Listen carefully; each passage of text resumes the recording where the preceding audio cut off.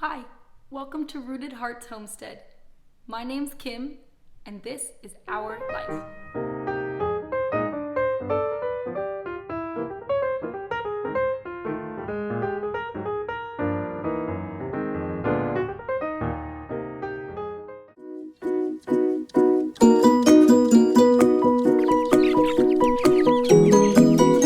Good morning.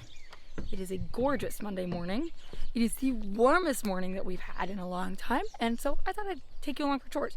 Chores have changed a little bit. I am no longer feeding the babies in the morning.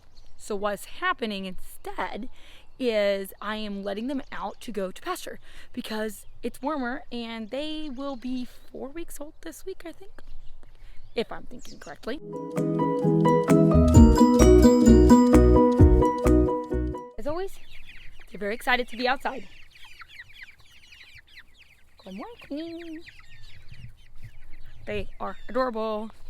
I love having babies, especially knowing that they will be gone in another 4 weeks, which I know sounds funny, but it makes it so that it's easier. They're not permanent. I don't have to deal with them forever. I don't have to make sure that they are needing anywhere permanent space to be. So I don't have to stress about, good morning, King. I don't have to stress about having a really solid permanent space, especially during the winter time, because it gets cold here.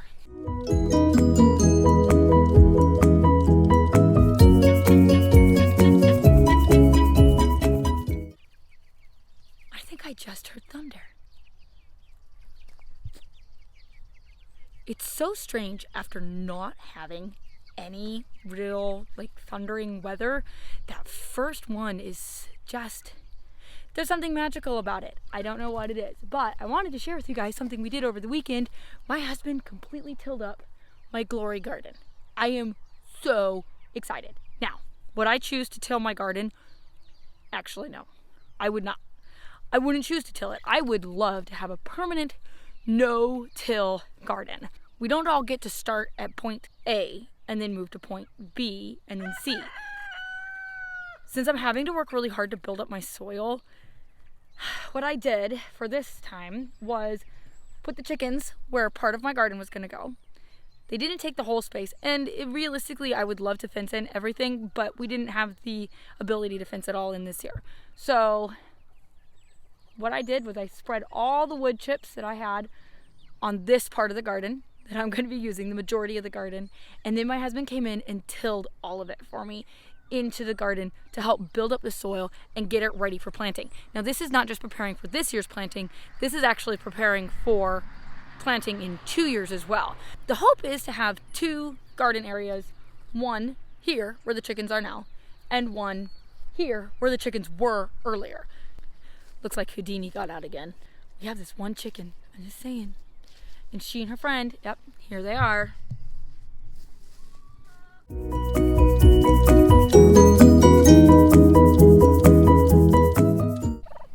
Hello, gorgeous.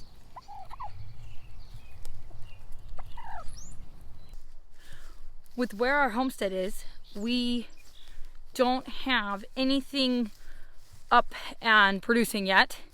I would love to figure out doing the greenhouse this next year with the turkey and chicken pen, or meat bird essentially pen. If we can get that going, then we will hopefully have lettuces this time of year. But since we don't have anything that's actually edible, all we have are our daffodils. And this is actually something from the old farm that we have just benefited from. This whole area here is planted in daffodils. So we have cut flowers available right now, but that's the only thing that we have. But it does make for a really pretty springtime table. This week I am going to hopefully get all of my carrots planted that I am doing for the spring batch in my raised bed. I've never successfully grown carrots before. What I didn't know before was that you need some sort of cover for them while they're growing, starting from seedling, getting established. Otherwise, seeds are so tiny that they kind of just float away in the water. Here it is, what we're doing this week. I need to move the first batch of chickens I have outside, purchase other secondary batch of chickens. Do not know if this is going to happen this week because of weather. It's going to be rainy. I need to plant radishes, lettuce, and carrots outside in my garden.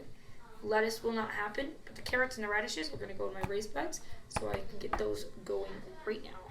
I want to look at my carrots, so I'm going to take out my handy dandy sheet and look for my root veg, which is on this page.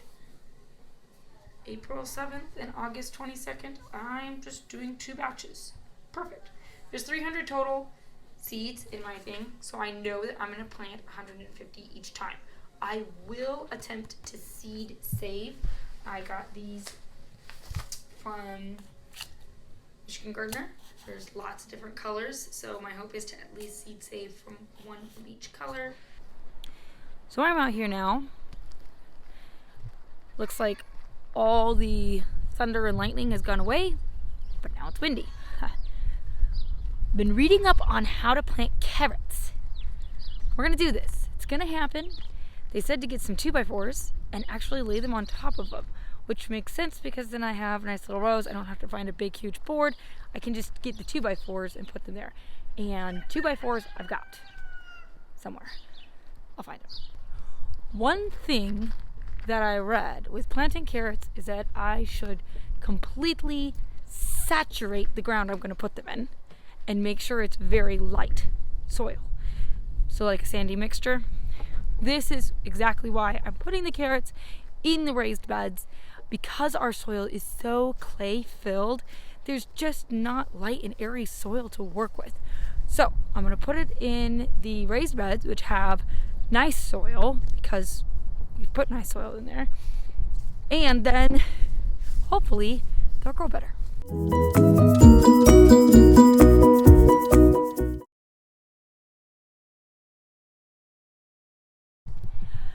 So I was going to wait until next week to move the meat birds when I had the big chicken tractor set up, but they are needing to go on pasture now. They are hungry. They're eating all their pasture in their little pen.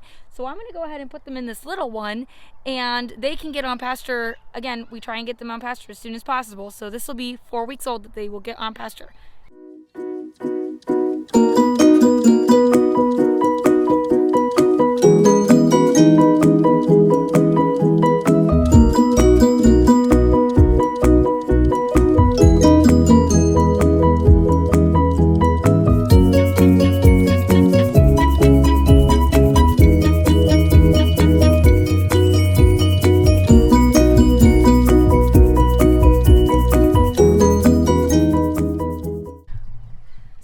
Keep moving them like that, just 2 or 3 at a time until we get all 30 moved over to the new pen, and they are going to enjoy the pasture on that.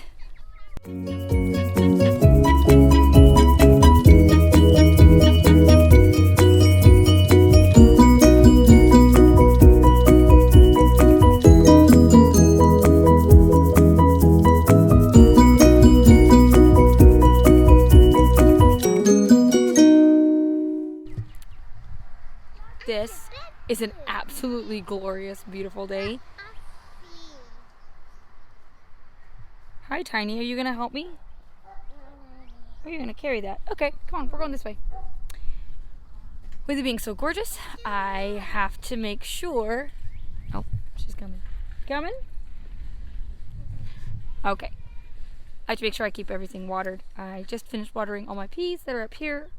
And I'm going to go out and water my carrots, but I thought I'd take you guys along to water things and talk to you. So today, despite me thinking that this wouldn't happen, I did move the meat birds.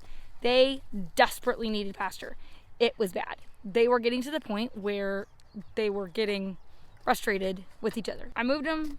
They're actually pretty happy out there doing their little thing. And I got the carrots planted yesterday, which was huge. They need to get in the ground.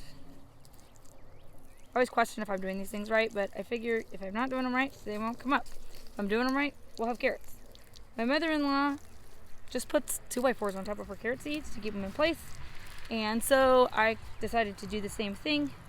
And I'm putting in this raised bed where I'm also putting radishes in between them. Supposedly they grow well together according to everything that I have read.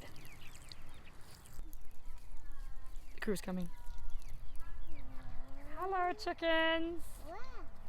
Mom, here. Oh, thank you. Can you put that in my pocket? In your pocket. Yeah, right here. Whoa! Thanks. I was trying not to poke you. I appreciate it. So this morning I was reading in Psalm 8 with the kids, and it talks about there how God is absolutely amazing, and He created all these things. He created us, and He cares about us, and He made us to rule over the animals and this earth that He's created and put us in.